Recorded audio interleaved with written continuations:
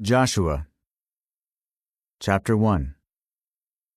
After the death of Moses the servant of Jehovah, Jehovah said to Joshua the son of Nun, the minister of Moses, "Moses my servant is dead. Now get up, cross the Jordan, you and all this people, and go into the land that I am giving to them, to the people of Israel. I will give you every place on which you set your foot, just as I promised Moses. Your territory will extend from the wilderness up to Lebanon and to the great river, the Euphrates, all the land of the Hittites, and to the great sea on the west. No one will be able to take a stand against you as long as you live. Just as I was with Moses, so I will be with you. I will neither desert you nor abandon you. Be courageous and strong, for you are the one who will cause this people to inherit the land that I swore to their forefathers I would give to them. Only be courageous and very strong, and observe carefully the entire law that Moses my servant commanded you. Do not deviate from it either to the right or to the left, so that you may act wisely wherever you go. This book of the law should not depart from your mouth, and you must read it in an undertone day and night, in order to observe carefully all that is written in it. For then your way will be successful, and then you will act wisely. Have I not commanded you? Be courageous and strong. Do not be struck with terror or fear, for Jehovah your God is with you wherever you go." Then Joshua commanded the officers of the people, "Pass throughout the camp and give this command to the people. Get provisions ready, because in 3 days you will cross the Jordan to go in and take possession of the land that Jehovah your God is giving you to possess." And to the Reubenites, the Gadites, and the half-tribe of Manasseh, Joshua said, "Remember what Moses the servant of Jehovah commanded you. Jehovah your God is giving you rest and has given you this land. Your wives, your children, and your livestock will dwell in the land that Moses has given you on this side of the Jordan. But all you mighty warriors should cross over in battle formation ahead of your brothers. You must help them until Jehovah gives your brothers rest, just as he has given you, and they also take possession of the land that Jehovah your God is giving them. Then return to the land you were given to occupy, and take possession of it, the land that Moses the servant of Jehovah gave you on the east side of the Jordan." They answered Joshua, "We will do all that you have commanded, and we will go wherever you send us. Just as we listened to everything Moses said, so we will listen to you. Only may Jehovah your God be with you, just as he was with Moses. Any man who rebels against your order and does not obey every command you give him will be put to death. Only be courageous and strong." Chapter 2. Then Joshua the son of Nun secretly sent 2 men out from Shittim as spies. He told them, "Go and inspect the land, especially Jericho." So they went and came to the house of a prostitute named Rahab, and they stayed there. The king of Jericho was told, "Look, Israelite men have come in here tonight to spy out the land." At that, the king of Jericho sent word to Rahab, "Bring out the men who came and are staying in your house, for they have come to spy out the entire land." But the woman took the 2 men and hid them. Then she said, "Yes, the men came to me, but I did not know where they were from. And at dark when the city gate was about to be closed, the men went out. I do not know where the men went, but if you quickly chase after them, you will catch up with them." However, she had taken them up to the roof and hidden them among stalks of flax laid in rows on the roof. So the men chased after them in the direction of the Jordan at the fords, and the city gate was shut once the pursuers had gone out. Before the men lay down to sleep, she came up to them on the roof. She said to the men, "I do know that Jehovah will give you the land, and that the fear of you has fallen upon us. All the inhabitants of the land are disheartened because of you. For we heard how Jehovah dried up the waters of the Red Sea before you when you left Egypt, and what you did to the 2 kings of the Amorites, Sihon and Og, whom you devoted to destruction on the other side of the Jordan. When we heard about it, we lost heart, and no one has any courage because of you. For Jehovah your God is God in the heavens above and on the earth beneath. Now, please, swear to me by Jehovah that, because I showed loyal love to you, you will also show loyal love to my father's household. And you must give me a sign of good faith. You must spare the lives of my father and mother, my brothers and sisters, and all who belong to them, and you must save us from death." At that, the men said to her, "We will give our lives for yours. If you do not tell about our mission, then we will show loyal love and faithfulness toward you when Jehovah gives us the land." After that, she let them down by a rope through the window, for her house was on the side of the city wall. In fact, she was dwelling on the wall. Then she said to them, "Go to the mountainous region and hide there for 3 days, so that those pursuing you may not find you. Then, after your pursuers have come back, you can go on your way." The men said to her, "We will be free from guilt respecting this oath that you made us swear, unless, when we come into the land, you tie this cord of scarlet thread in the window by which you let us down. You should gather your father, your mother, your brothers, and all your father's household with you into the house. Then if anyone goes out the doors of your house into the open, his blood will be on his own head, and we will be free from guilt. But if harm comes to anyone who remains with you in the house, his blood will be on our heads. But if you report our mission, we will be free from guilt respecting your oath that you made us swear."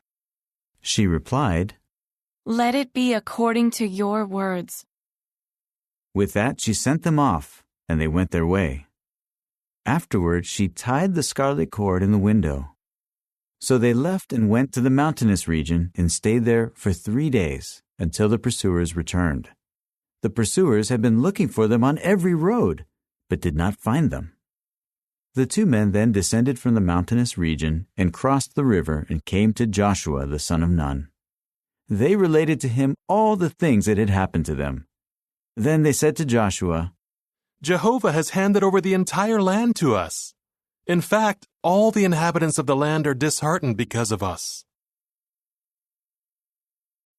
Chapter 3. Then Joshua got up early in the morning, and he and all the Israelites departed from Shittim and came to the Jordan. They spent the night there before crossing over.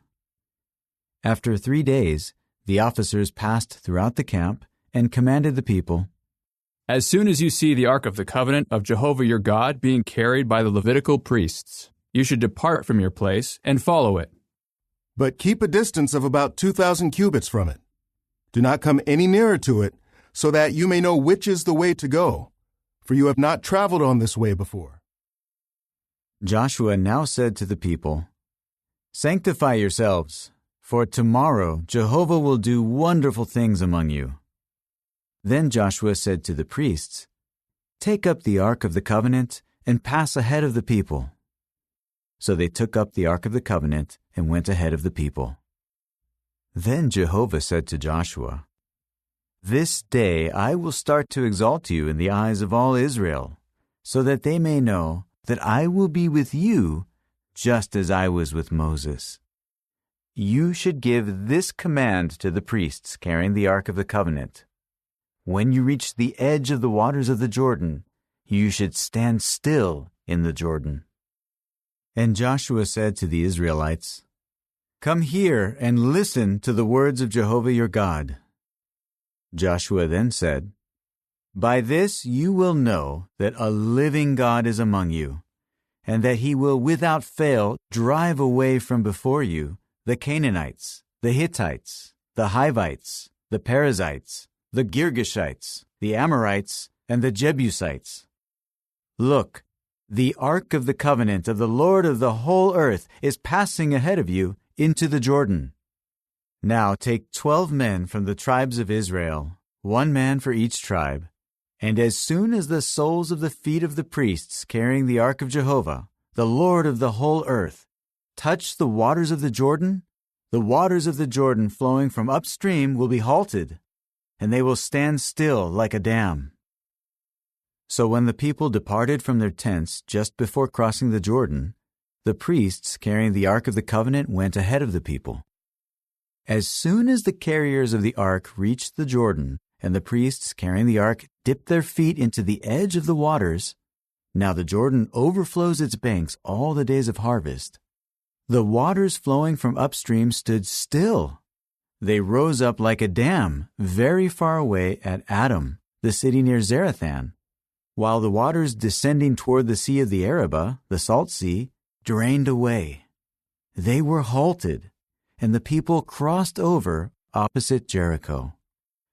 While the priests carrying the ark of Jehovah's covenant kept standing still on dry ground in the middle of the Jordan, all Israel crossed over on dry ground until the whole nation had finished crossing the Jordan. Chapter 4. As soon as the whole nation had finished crossing the Jordan, Jehovah said to Joshua, "Take 12 men from the people, 1 man from each tribe, and give them this command. Take up 12 stones from the middle of the Jordan, from the place where the priests' feet stood still, and carry them over with you and set them down in the place where you will spend the night." So Joshua called the 12 men whom he had appointed from the Israelites, 1 man from each tribe. And Joshua said to them, "Pass ahead of the ark of Jehovah your God to the middle of the Jordan, and each of you should lift up a stone on his shoulder, according to the number of the tribes of the Israelites, to serve as a sign among you. If your children should later ask you, 'Why do you have these stones?' you must tell them, 'Because the waters of the Jordan were halted from before the ark of Jehovah's covenant. When it crossed the Jordan, the waters of the Jordan were halted. These stones will serve as a lasting memorial to the people of Israel." So the Israelites did just as Joshua had commanded. They took up 12 stones from the middle of the Jordan, just as Jehovah had instructed Joshua, to correspond to the number of the tribes of the Israelites. They took them over to the place where they would spend the night and set them down there. Joshua also set up 12 stones in the middle of the Jordan at the place where the feet of the priests who carried the Ark of the Covenant stood, and the stones are there to this day. The priests carrying the ark remained standing in the middle of the Jordan until everything that Jehovah had ordered Joshua to tell the people to do was completed, in harmony with all that Moses had commanded Joshua. All the while, the people hurried across. As soon as all the people had finished crossing over, the ark of Jehovah and the priests crossed over in the sight of the people. And the Reubenites, the Gadites, and the half-tribe of Manasseh crossed over in battle formation ahead of the other Israelites, just as Moses had instructed them. About 40,000 soldiers armed for battle crossed over before Jehovah onto the desert plains of Jericho. On that day Jehovah exalted Joshua in the eyes of all Israel, and they deeply respected him all the days of his life, just as they had deeply respected Moses. Then Jehovah said to Joshua, "Command the priests carrying the ark of the testimony to come up out of the Jordan." So Joshua commanded the priests, "Come up out of the Jordan." When the priests carrying the ark of the covenant of Jehovah came up from the middle of the Jordan, and the soles of the feet of the priests stepped onto dry ground, the waters of the Jordan resumed their course and overflowed the banks as before. The people came up from the Jordan on the 10th day of the first month and camped at Gilgal on the eastern border of Jericho. As for the 12 stones that they had taken out of the Jordan, Joshua set these up at Gilgal. Then he said to the Israelites, "In the future, when your children ask their fathers, 'What do these stones mean?' you must explain to your children, 'Israel crossed the Jordan on dry land, when Jehovah your God dried up the waters of the Jordan before them until they had crossed it, just as Jehovah your God did to the Red Sea, when he dried it up before us, until we crossed it. He did this so that all the peoples of the earth may know how mighty Jehovah's hand is, and so that you may always fear Jehovah your God. Chapter 5. As soon as all the kings of the Amorites who were on the west side of the Jordan, and all the kings of the Canaanites who were by the sea, heard that Jehovah had dried up the waters of the Jordan before the Israelites until they had crossed over, they lost heart, and they lost all courage because of the Israelites. At that time Jehovah said to Joshua, "Make for yourself flint knives, and circumcise the men of Israel again a second time." So Joshua made flint knives and circumcised the men of Israel at Gibeath Ha'araloth. This is why Joshua circumcised them. All the males of the people who left Egypt, all the men of war, had died in the wilderness on the journey after they left Egypt. All the people who left Egypt were circumcised, but all the people born in the wilderness on the journey after they left Egypt were not circumcised. The Israelites had walked for 40 years in the wilderness until the entire nation had died off, that is, the men of war who left Egypt, who did not obey the voice of Jehovah. Jehovah swore to them that he would never let them see the land that Jehovah had sworn to their forefathers to give to us, a land flowing with milk and honey. So he raised up their sons instead of them. These Joshua circumcised. They were uncircumcised because they had not circumcised them during the journey. When they finished circumcising the entire nation, they remained where they were in the camp until they recovered. Then Jehovah said to Joshua, "Today I have rolled away from you the reproach of Egypt." So that place has been called Gilgal until this day. The Israelites continued to camp at Gilgal, and they observed the Passover on the 14th day of the month, in the evening, on the desert plains of Jericho. And they began to eat the produce of the land the day after the Passover, unleavened bread and roasted grains, on this same day. And the manna stopped on the following day when they had eaten some of the produce of the land. There was no longer manna for the Israelites, but they began to eat the produce of the land of Canaan in that year. When Joshua was near Jericho, he looked up and saw a man standing in front of him with a drawn sword in his hand. Joshua walked up to him and asked, "Are you on our side or on the side of our adversaries?" To this he said, "No, but I have come as prince of Jehovah's army." With that, Joshua fell with his face to the ground and prostrated himself and said to him, "What does my Lord have to say to his servant?" The prince of Jehovah's army replied to Joshua, "Remove your sandals from your feet, because the place where you are standing is holy."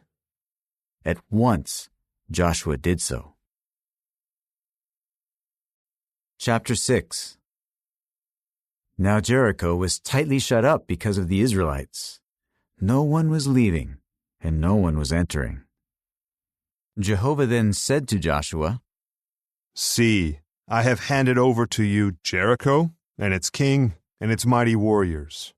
All you fighting men should march around the city, going around the city once. That is what you should do for 6 days. Have 7 priests carry 7 ram's horns before the ark. But on the 7th day, you should march around the city 7 times, and the priests should blow the horns. When the ram's horn is sounded, as soon as you hear the sound of the horn, all the people should shout a great war cry. Then the wall of the city will fall down flat, and the people must go up, each one straight ahead." So Joshua the son of Nun called the priests together and told them, "Take up the Ark of the Covenant, and 7 priests should carry 7 ram's horns before the Ark of Jehovah." Then he told the people, "Move on and march around the city, and the armed troops should go ahead of the Ark of Jehovah." And just as Joshua had spoken to the people, the 7 priests carrying 7 ram's horns before Jehovah went forward and blew the horns, and the Ark of the Covenant of Jehovah was following them. And the armed troops went ahead of the priests who were blowing the horns, and the rear guard followed the ark as the horns were blown continuously. Now Joshua had commanded the people, "Do not shout, nor let your voices be heard. Not a word should come out of your mouths, until the day I say to you, shout. Then shout." He had the ark of Jehovah go around the city, going around it once, after which they returned to the camp and spent the night there.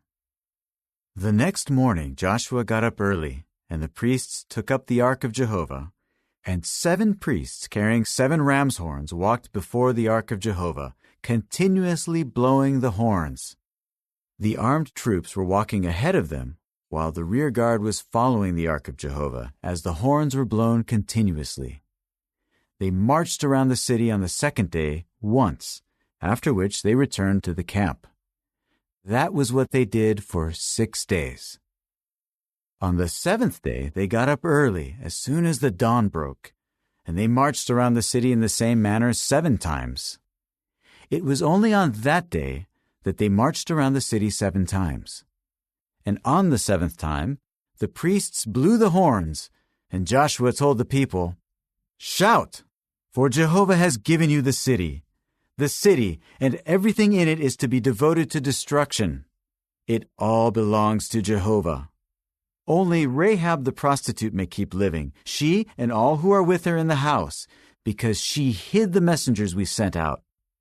But keep away from what is devoted to destruction, so that you do not desire something devoted to destruction and take it, making the camp of Israel something devoted to destruction by bringing disaster on it. But all the silver and the gold and the articles of copper and iron are holy to Jehovah. They should go into the treasury of Jehovah." Then the people shouted when the horns were blown. As soon as the people heard the sound of the horn and shouted a great war cry, the wall fell down flat. After that, the people went up into the city, each one straight ahead, and they captured the city. They devoted all that was in the city to destruction by the sword, man and woman, young and old, bull, sheep, and donkey. Joshua said to the 2 men who had spied out the land, "Go into the house of the prostitute and bring out the woman and all who belong to her, just as you swore to her." So the young spies went in and brought out Rahab, along with her father, her mother, her brothers, and all who belonged to her. Yes, they brought out her whole family, and they brought them safely to a place outside the camp of Israel. Then they burned the city and everything in it with fire. But the silver, the gold, and the articles of copper and iron they gave to the treasury of Jehovah's house. Only Rahab the prostitute and her father's household and all who belonged to her were spared by Joshua. And she lives in Israel to this day, because she hid the messengers whom Joshua sent out to spy on Jericho. At that time Joshua pronounced this oath: "Cursed be the man before Jehovah who undertakes to rebuild this city of Jericho.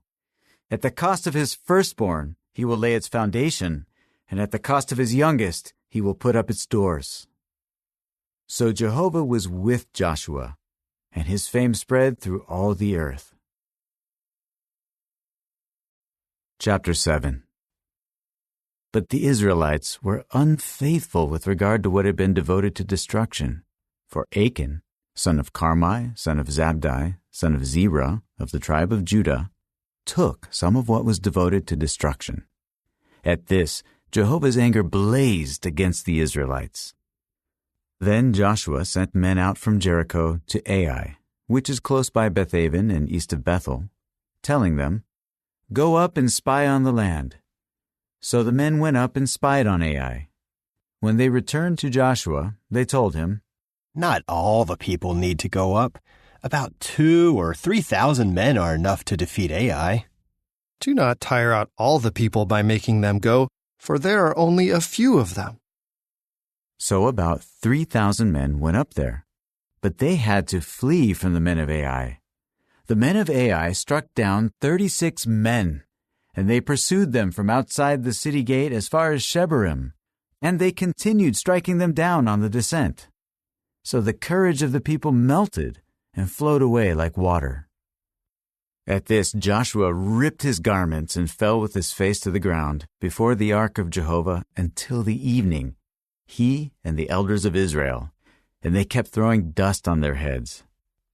Joshua said, "Alas, sovereign Lord Jehovah, why did you bring this people all the way across the Jordan, just to hand us over to the Amorites to be destroyed? If only we had been satisfied to remain on the other side of the Jordan. Pardon me, O Jehovah. What can I say now that Israel has retreated before his enemies? When the Canaanites and all the inhabitants of the land hear about it, they will surround us and wipe out our very name from the earth. And what will you do about your great name?" Jehovah replied to Joshua, "Get up. Why are you lying on your face? Israel has sinned. They have violated my covenant that I commanded them to keep. They took some of what was devoted to destruction, stealing it and secretly putting it among their own possessions. Therefore, the Israelites will not be able to stand against their enemies. They will turn their backs and flee from their enemies, because they have become something devoted to destruction. I will not be with you again unless you annihilate from your midst what was devoted to destruction. Get up and sanctify the people. Tell them, 'Sanctify yourselves for tomorrow, for this is what Jehovah the God of Israel says. What is devoted to destruction is among you, O Israel. You will not be able to stand against your enemies until you remove from your midst the thing devoted to destruction. You are to present yourselves in the morning, tribe by tribe, and the tribe that Jehovah selects will come near, family by family, and the family that Jehovah selects will come near, household by household, and the household that Jehovah selects will come near, man by man. And the one who is caught with the thing devoted to destruction will be burned with fire, he and all that belongs to him, because he has violated the covenant of Jehovah, and because he has committed a disgraceful act in Israel." So Joshua rose early the next morning and had Israel come near, tribe by tribe, and the tribe of Judah was selected. He had the families of Judah come near, and the family of the Zerahites was selected. After which he had the family of the Zerahites come near, man by man, and Zabdi was selected.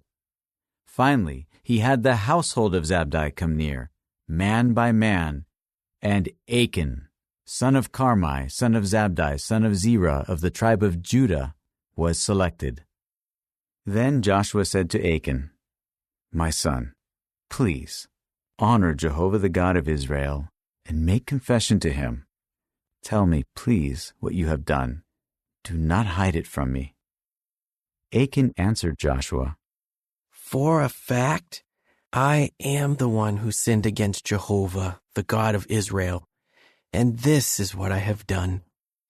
When I saw among the spoil a good-looking official garment from Shinar, and 200 shekels of silver, and 1 gold bar weighing 50 shekels, I desired them. So I took them. They are now hidden in the ground inside my tent, with the money underneath." At once Joshua sent messengers, and they ran to the tent, and there the garment was hidden in his tent, with the money underneath it. So they took the things out of the tent and brought them to Joshua and all the Israelites, and placed them before Jehovah. Joshua and all Israel with him then took Achan the son of Zerah, the silver, the official garment, and the bar of gold, along with his sons, his daughters, his bull, his donkey, his flock, his tent, and everything that was his, and they brought them up to the valley of Achor. Joshua said, "Why have you brought disaster upon us? Jehovah will bring disaster upon you on this day." With that all Israel stoned him, after which they burned them with fire. Thus they stoned all of them. And they raised a huge pile of stones over him that remains to this day. At this, Jehovah's hot anger subsided. That is why the name of that place is Valley of Achor to this day. Chapter 8. Then Jehovah said to Joshua, Do not be afraid or be terrified. Take with you all the fighting men and go up against Ai. See, I have handed over to you the king of Ai, his people, his city, and his land. Do to Ai and to its king just as you did to Jericho and its king, except you may plunder its spoil and its livestock for yourselves. Set an ambush behind the city. So Joshua and all the fighting men went up against Ai. Joshua chose 30,000 mighty warriors and sent them off by night. He gave them this command: See, you are to lie in ambush behind the city. Do not go very far from the city, and all of you, be ready. I and all the people with me will approach the city, and when they come out against us as before, we will retreat from them. When they come out after us, we will draw them away from the city, for they will say, They are retreating from us just as before, and we will retreat from them. Then you should rise up from the ambush and capture the city. Jehovah your God will hand it over to you. As soon as you have seized the city, you should set it on fire. You should do according to Jehovah's word. See, I have given you your orders. Then Joshua sent them out, and they marched to the place of ambush. They took a position between Bethel and Ai, to the west of Ai, while Joshua spent that night with the people. After Joshua rose up early in the morning and gathered the troops, he and the elders of Israel led them to Ai. All the fighting men who were with him marched up and advanced to the front of the city. They camped to the north of Ai, with the valley between them and Ai. In the meantime, he had taken about 5,000 men and had set them as an ambush between Bethel and Ai, to the west of the city. So the people set the main camp to the north of the city and the rear guard west of the city, and Joshua went that night into the middle of the valley. And as soon as the king of Ai saw this, he and the men of the city hurried out early in the morning to meet Israel in battle at a certain place overlooking the desert plain. But he did not know that there was an ambush set against him to the rear of the city. When the men of Ai attacked, Joshua and all Israel fled along the road in the direction of the wilderness. Then all the people who were in the city were summoned to pursue them, and as they pursued Joshua, they were drawn away from the city. Not a man was remaining in Ai and Bethel who did not go out after Israel. They left the city wide open and pursued Israel. Jehovah now said to Joshua, Stretch out the javelin that is in your hand toward Ai, for into your hand I will give it.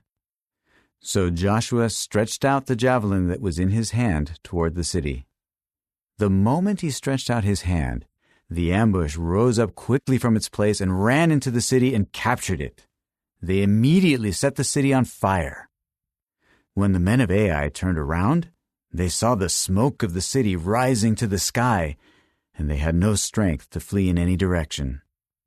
Then the people who had been fleeing toward the wilderness turned on their pursuers.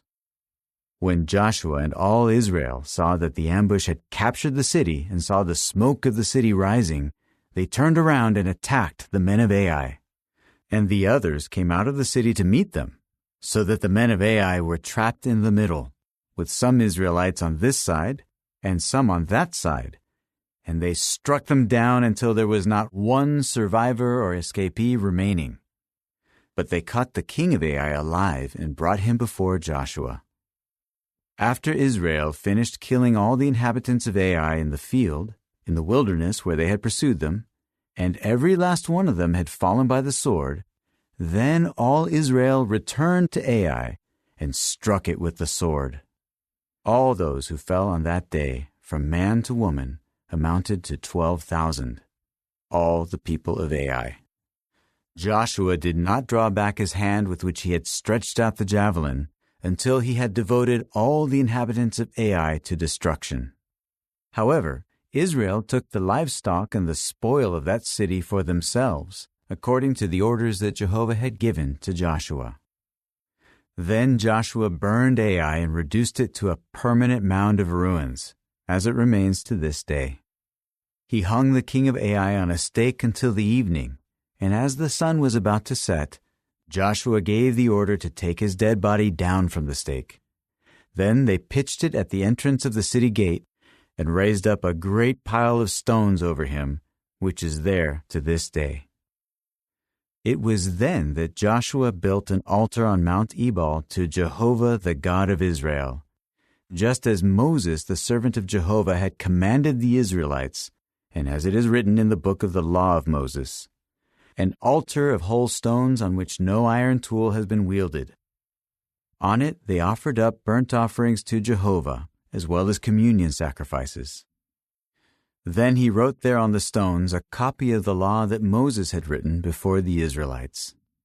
All Israel, their elders, the officers, and their judges, were standing on both sides of the ark in front of the Levitical priests who were carrying the ark of the covenant of Jehovah. The foreign residents were there as well as the natives.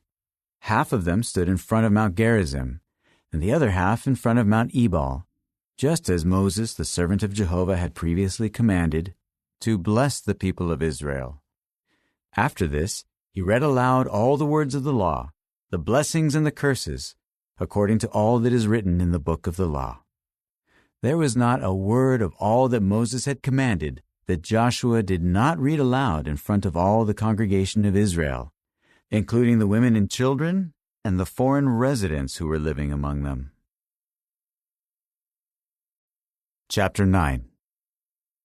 When all the kings who were on the west side of the Jordan heard what had happened, those in the mountainous region, in the Shephelah, along the entire coast of the Great Sea, and in front of Lebanon, the Hittites, the Amorites, the Canaanites, the Perizzites, the Hivites, and the Jebusites, they formed an alliance to fight against Joshua and Israel.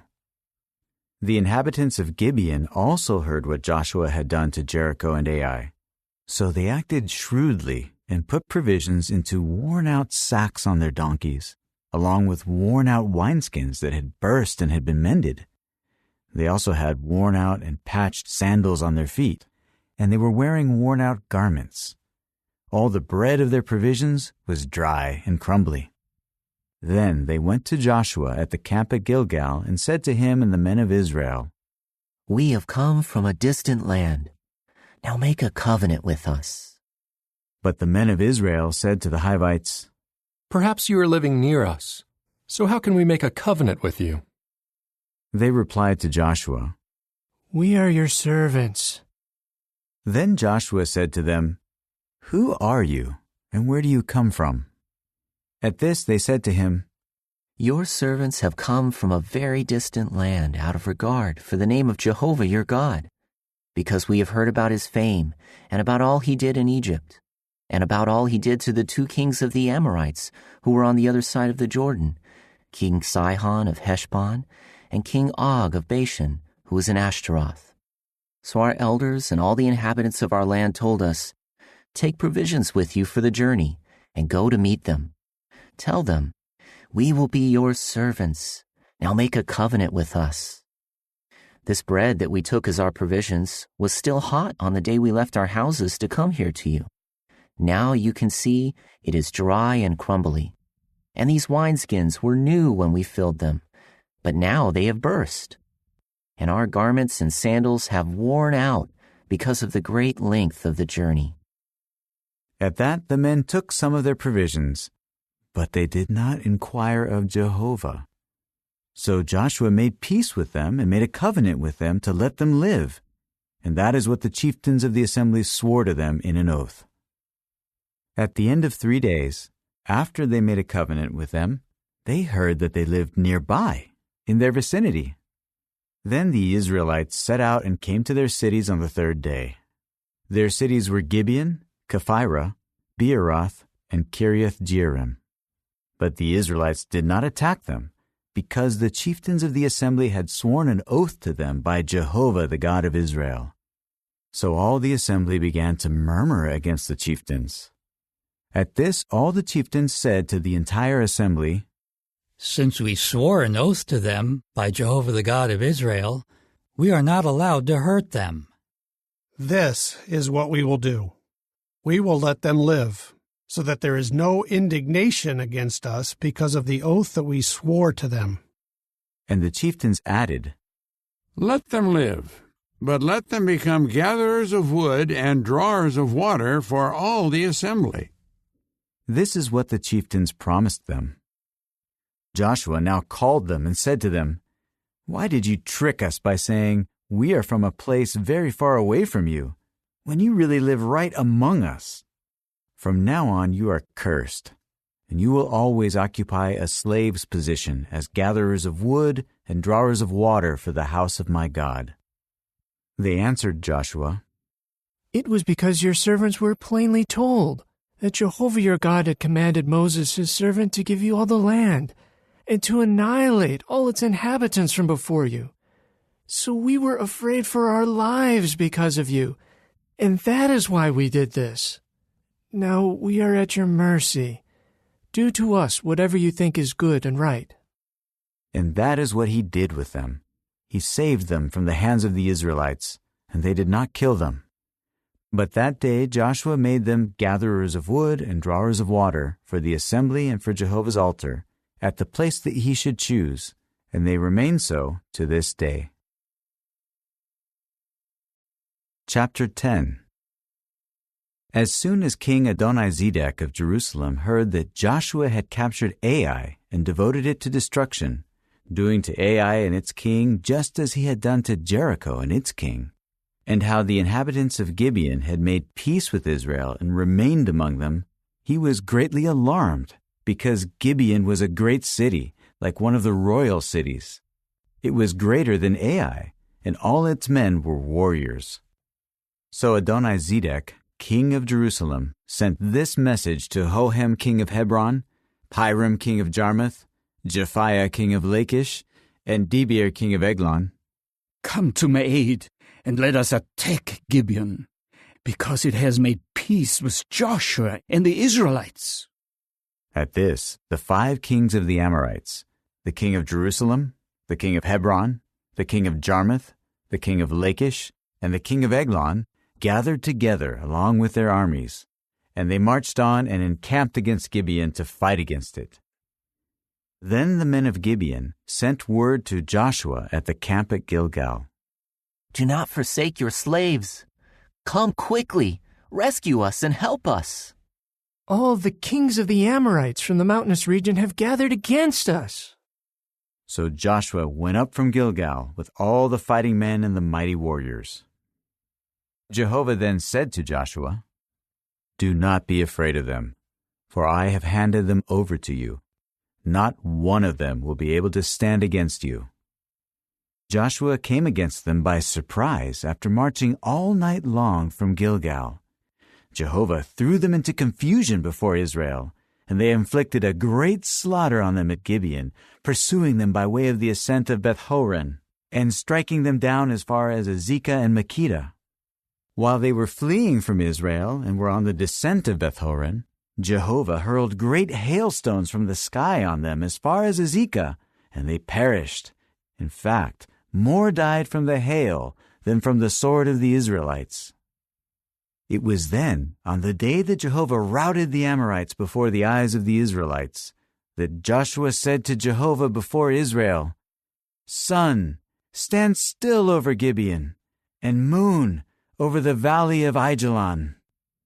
So the sun stood still, and the moon did not move until the nation could take vengeance on its enemies. Is it not written in the book of Jashar? The sun stood still in the middle of the sky and did not hasten to set for about a whole day. There has never been a day like that one, either before it or after it, when Jehovah listened to the voice of a man, for Jehovah was fighting for Israel. After that, Joshua, together with all Israel, returned to the camp at Gilgal. Meanwhile, the 5 kings fled and hid in the cave at Makkedah. Then it was reported to Joshua, The 5 kings have been found, hiding in the cave at Makkedah. So Joshua said, Roll large stones over the mouth of the cave and assign men to guard them. But the rest of you should not stop. Pursue your enemies and strike them from the rear. Do not allow them to enter into their cities, for Jehovah your God has given them into your hands." After Joshua and the Israelites had finished inflicting a very great slaughter on them, to the point of wiping them out except for some survivors who escaped and entered into the fortified cities, all the people returned safely to Joshua at the camp at Makkedah. Not a man dared to utter a word against the Israelites. Then Joshua said, "Open the mouth of the cave, and bring the 5 kings out of the cave to me." So they brought to him from the cave these 5 kings: the king of Jerusalem, the king of Hebron, the king of Jarmuth, the king of Lachish, and the king of Eglon. When they brought these kings to Joshua, he summoned all the men of Israel and said to the commanders of the fighting men who had gone with him, "Come forward, place your feet on the backs of the necks of these kings." So they came forward and placed their feet on the backs of their necks. Then Joshua said to them, "Do not be afraid or be terrified. Be courageous and strong, for this is what Jehovah will do to all your enemies against whom you are fighting." Then Joshua struck them and put them to death and hung them on 5 stakes, and they remained hanging on the stakes until the evening. At sunset, Joshua ordered that they be taken down off the stakes and thrown into the cave where they had hidden themselves. Then large stones were placed at the mouth of the cave, and these remain to this very day. Joshua captured Makkedah on that day and struck it with the sword. He devoted its king and everyone in it to destruction, letting no survivor remain. He did to the king of Makkedah just as he had done to the king of Jericho. Then Joshua, together with all Israel, went from Makkedah to Libnah and fought against Libnah. Jehovah also gave it and its king into Israel's hand, and they struck it and everyone in it with the sword, not letting a survivor remain in it. So they did to its king just as they had done to the king of Jericho. Next, Joshua, together with all Israel, went from Libnah to Lachish, and camped there and fought against it. Jehovah gave Lachish into Israel's hand, and they captured it on the 2nd day. They struck it and everyone in it with the sword, just as they had done to Libnah. Then Horam, king of Gezer, went up to help Lachish, but Joshua struck him and his people down until not one survivor remained.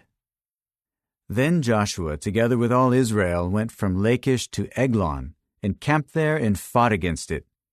They captured it on that day and struck it with the sword. They devoted everyone in it to destruction on that day, just as they had done to Lachish.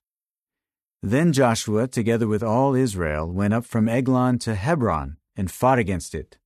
They captured it and struck it, its king, its towns, and everyone in it with the sword, not letting any survivor remain. Just as he had done to Eglon, he devoted it and everyone in it to destruction. Finally, Joshua, together with all Israel, turned toward Debir and fought against it. He captured it, its king, and all its towns, and they struck them down with the sword, devoting everyone in it to destruction, not letting any survivor remain. He did to Debir and its king, just as he had done to Hebron and to Libnah and its king. Joshua conquered all the land of the mountainous region, the Negeb, the Shephelah, and the slopes, and all their kings, not letting any survivor remain. He devoted everything that breathed to destruction, just as Jehovah the God of Israel had commanded. Joshua conquered them from Kadesh Barnea to Gaza, and all the land of Goshen, and up to Gibeon. Joshua captured all these kings and their land, all at the same time, because it was Jehovah the God of Israel who was fighting for Israel. Then Joshua returned with all Israel to the camp at Gilgal. Chapter 11. As soon as Jabin, king of Hazor, heard of it, he sent word to Jobab, king of Madon, and to the king of Shimron, the king of Akshaph, the kings who were in the northern mountainous region, those in the plains south of Kinnereth, those in the Shephelah and on the slopes of Dor to the west, the Canaanites to the east and the west, the Amorites, the Hittites, the Perizzites, the Jebusites in the mountainous region, and the Hivites at the base of Hermon in the land of Mizpah. So they came out with all their armies, a vast multitude as numerous as the grains of sand on the seashore, together with very many horses and war chariots. All these kings agreed to meet, and they came and camped together at the waters of Merom to fight against Israel. At this Jehovah said to Joshua, "Do not be afraid because of them, for about this time tomorrow I am giving over all of them slain to Israel. Their horses you must hamstring, and their chariots you must burn in the fire." Joshua, together with all the fighting men, then launched a surprise attack against them along the waters of Merom.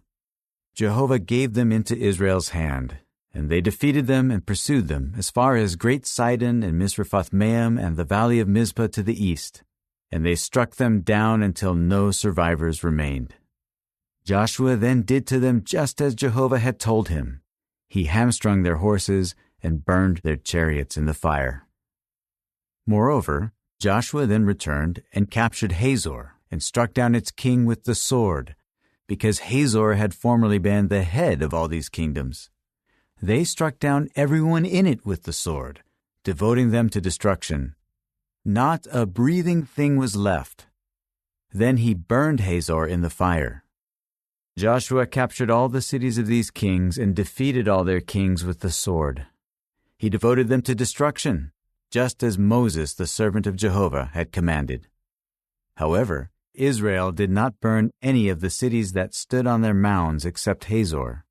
It was the only one Joshua burned.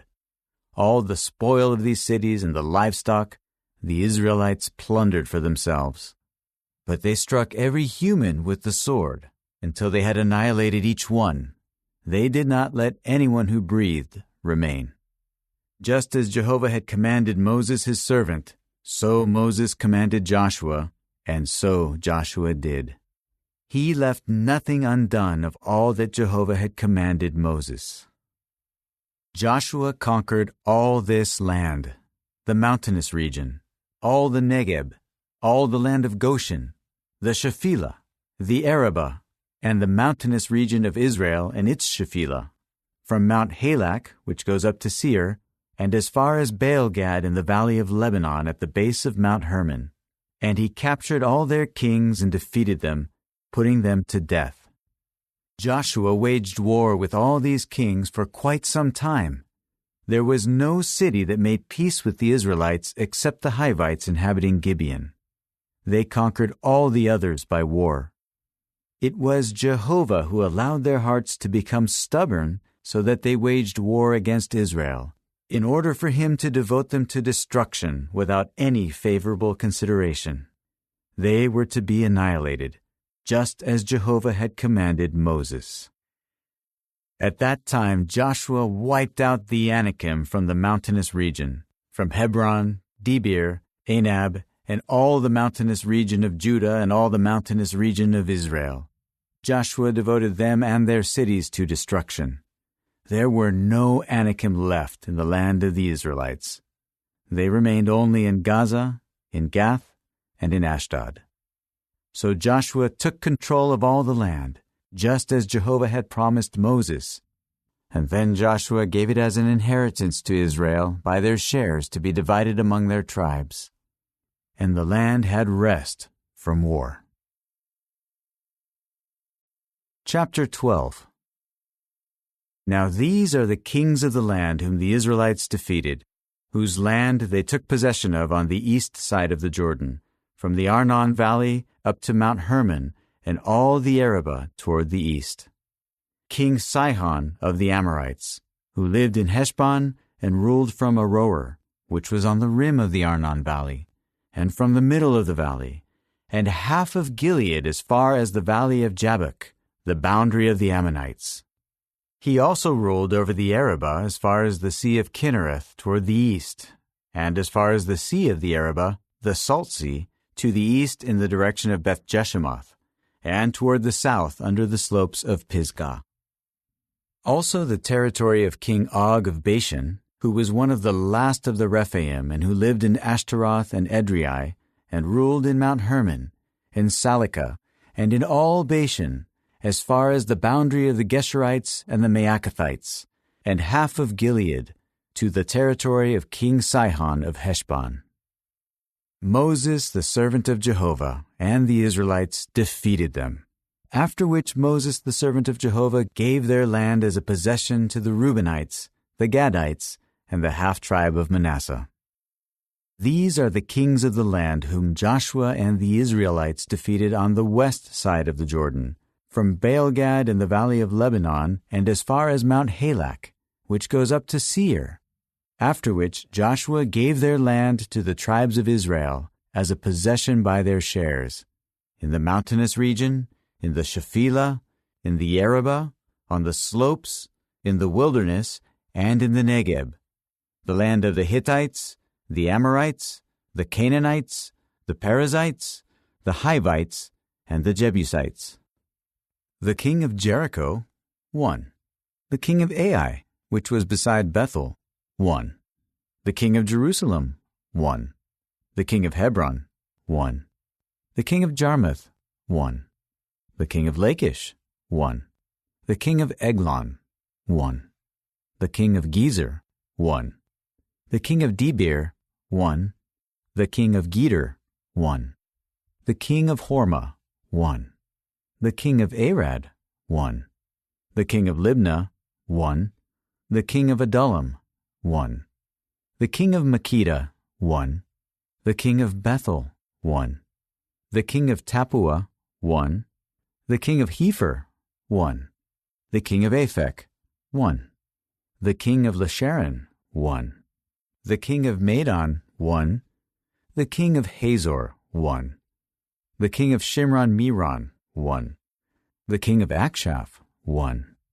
The king of Taanach, 1. The king of Megiddo, 1. The king of Kedesh, 1. The king of Jokneam and Carmel, 1. The king of Dor on the slopes of Dor, 1. The king of Goyim in Gilgal, 1. The king of Tirzah, 1. A total of 31 kings. Chapter 13. Now Joshua had grown old and was advanced in years. So Jehovah said to him, "You have grown old and are advanced in years, but much of the land remains to be taken in possession. This is the land remaining, all the regions of the Philistines and all the Geshurites, from the branch of the Nile that is east of Egypt, up to the border of Ekron to the north, which used to be considered Canaanite territory, including that of the 5 lords of the Philistines, the Gazites, the Ashdodites, the Ashkelonites, the Gittites, and the Ekronites, that of the Avim to the south, all the land of the Canaanites, Me'ara, which belongs to the Sidonians, as far as Aphek, to the border of the Amorites, the land of the Gebalites, and all of Lebanon toward the east, from Baal-gad at the base of Mount Hermon to Lebo-Hamath, all the inhabitants of the mountainous region from Lebanon to Misrephoth-Maim, and all the Sidonians. I will drive them out before the Israelites. You have only to assign it to Israel as an inheritance, just as I have commanded you. Now you must apportion this land as an inheritance to the 9 tribes and the half-tribe of Manasseh." With the other half-tribe, the Reubenites and the Gadites took their inheritance that Moses gave them on the east side of the Jordan, just as Moses the servant of Jehovah had given them, from Aroer, which is on the rim of the Arnon valley, and the city that is in the middle of the valley, and all the tableland of Medeba as far as Dibon, and all the cities of King Sihon of the Amorites, who reigned in Heshbon, up to the border of the Ammonites. Also Gilead and the territory of the Geshurites and the Maacathites, and all Mount Hermon and all Bashan as far as Salekah, all the royal realm of Og in Bashan, who reigned in Ashtaroth and in Edrei. He was one of the last of the Rephaim. Moses defeated them and drove them out.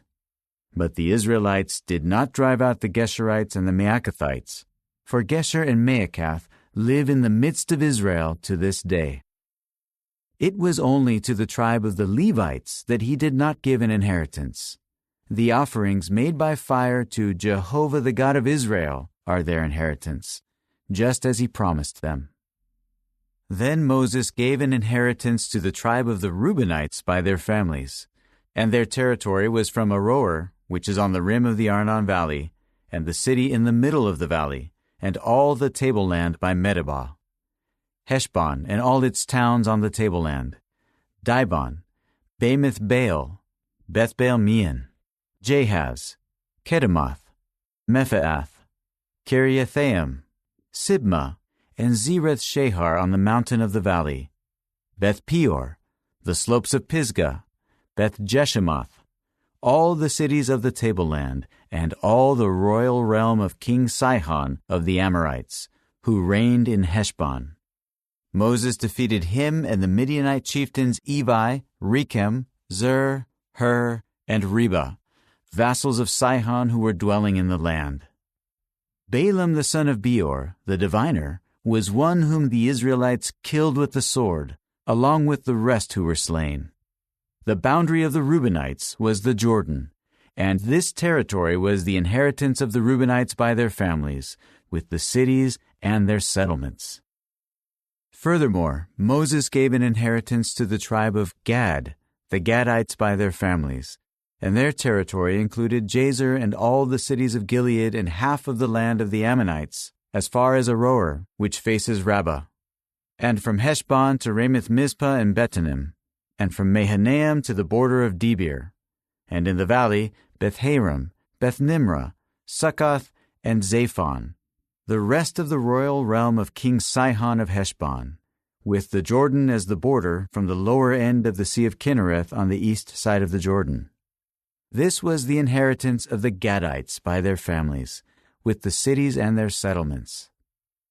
Further, Moses gave an inheritance to the half-tribe of Manasseh, to half of the tribe of Manasseh by their families, and their territory extended from Mahanaim and took in all of Bashan, all the royal realm of King Og of Bashan, and all the tent villages of Jair in Bashan, 60 towns, and half of Gilead and Ashtaroth and Edrei, the cities of the royal realm of Og in Bashan, went to the sons of Machir the son of Manasseh, to half of the sons of Machir by their families. These were the inheritances that Moses gave them on the desert plains of Moab beyond the Jordan, east of Jericho. But to the tribe of the Levites, Moses did not give an inheritance. Jehovah the God of Israel is their inheritance, just as he promised them. Chapter 14. Now this is what the Israelites took as an inheritance in the land of Canaan, which Eleazar the priest and Joshua the son of Nun and the heads of the paternal houses of the tribes of Israel gave them to inherit. Their inheritance was by lot, just as Jehovah had commanded through Moses for the 9.5 tribes. Moses had given the inheritance of the other 2.5 tribes on the other side of the Jordan, and to the Levites he did not give an inheritance among them. The descendants of Joseph were considered 2 tribes, Manasseh and Ephraim, and they did not give a share in the land to the Levites, except cities to dwell in, and their pastures for their livestock and their property. So the Israelites apportioned the land just as Jehovah had commanded Moses. Then the men of Judah approached Joshua in Gilgal, and Caleb the son of Jephunneh the Kenizzite said to him, "You well know what Jehovah said to Moses, the man of the true God, about you and me at Kadesh Barnea. I was 40 years old when Moses, the servant of Jehovah, sent me out of Kadesh Barnea to spy out the land, and I returned with a forthright report.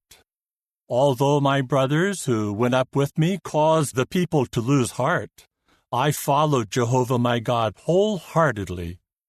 Moses swore on that day, saying, 'The land on which your foot has walked will become a lasting inheritance for you and your sons, because you have followed Jehovah my God wholeheartedly.' Now, just as he promised, Jehovah has preserved me alive these 45 years since Jehovah made this promise to Moses when Israel walked in the wilderness. I am still here today, 85 years old, And today I am as strong as on the day Moses sent me out. My strength is now as it was then, for war and for other activities. Therefore, give me this mountainous region that Jehovah promised on that day. Though you heard on that day that there were Anakim there with great fortified cities, surely Jehovah will be with me, and I will drive them out, just as Jehovah promised. So Joshua blessed him and gave Hebron to Caleb the son of Jephunneh as an inheritance. That is why Hebron belongs to Caleb the son of Jephunneh the Kenizzite as an inheritance to this day, because he followed Jehovah the God of Israel wholeheartedly. The name of Hebron was previously Kiriath Arba. Arba was the great man among the Anakim. And the land had rest from war. Chapter 15. The land allotted to the tribe of Judah for their families extended to the boundary of Edom, the wilderness of Zin, to the Negeb at its southern end. Their southern boundary ran from the extremity of the Salt Sea, from the bay that faces southward, and it extended south to the ascent of Akrabim, passed over to Zin, then went up from the south to Kadesh Barnea, over to Hezron, up to Adar, and went around toward Karka. Then it passed on to Asmon and extended to the Wadi of Egypt, and the boundary ended at the sea. This was their southern boundary. The eastern boundary was the Salt Sea, up to the end of the Jordan, and the boundary at the northern corner was at the bay of the sea, at the end of the Jordan. The boundary went up to Beth Hogla and passed over at the north of Beth Araba, and the boundary went up to the stone of Bohan the son of Reuben. The boundary went up to Debir at the valley of Achor and turned northward to Gilgal, which is in front of the ascent of Adumim that is south of the Wadi. And the boundary passed over to the waters of En-Shemesh and ended at En-Rogel. The boundary went up to the valley of the son of Hinnom to the slope of the Jebusite at the south, that is, Jerusalem. And the boundary went up to the top of the mountain that faces the valley of Hinnom to the west, which is at the extremity of the valley of Rephaim to the north.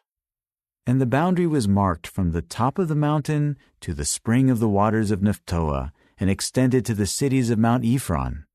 And the boundary was marked to Baalah, that is, Kiriath Jearim. The boundary went around from Baalah westward to Mount Seir, and passed over to the slope of Mount Jearim at the north, that is, Kesalon. And it went down to Beth Shemesh, and passed over to Timnah. And the boundary extended to the slope of Ekron to the north, and the boundary was marked to Shikharon, and passed over to Mount Baalah, and extended to Jabneel, and the boundary ended at the sea. The western boundary was at the Great Sea and its coast. This was the boundary of the descendants of Judah by their families on all sides.